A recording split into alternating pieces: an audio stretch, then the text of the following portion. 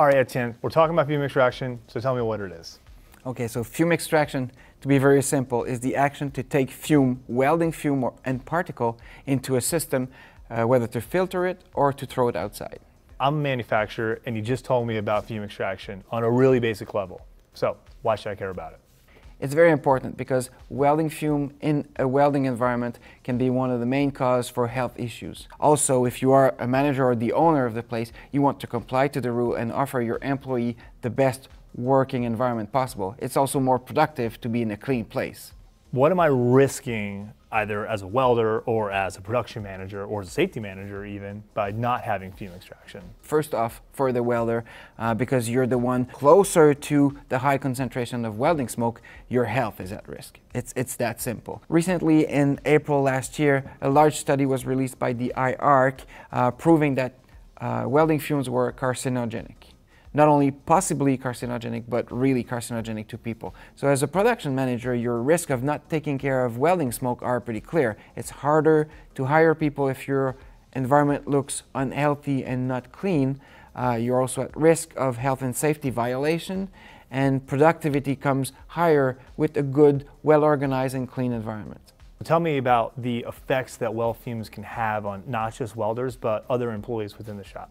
First basic effect that you will notice is eye and skin irritation. So as soon as there is some welding fume accumulation, you will see that happening. After that, minor respiratory illness like asthma are going to show up. And if you look at long term, then you have permanent health issues like, a respiratory problem, and the worst could be as bad as getting a cancer related to welding smoke in the environment.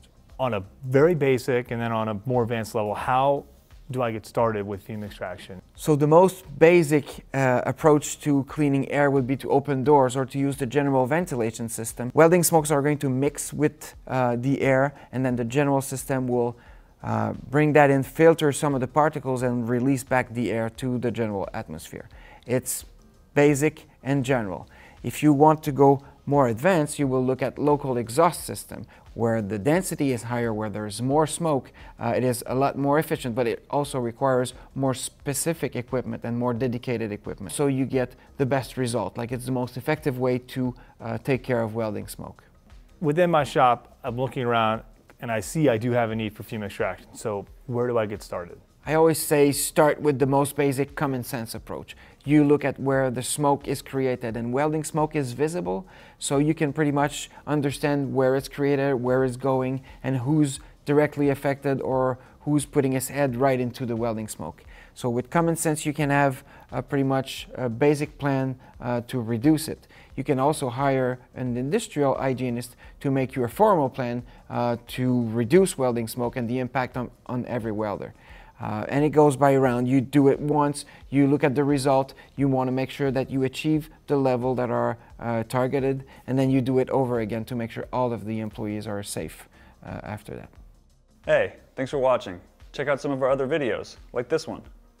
Don't forget to share your thoughts on this video in the comments below, and subscribe if you want to be the first to see the latest from Abichor Bitzel.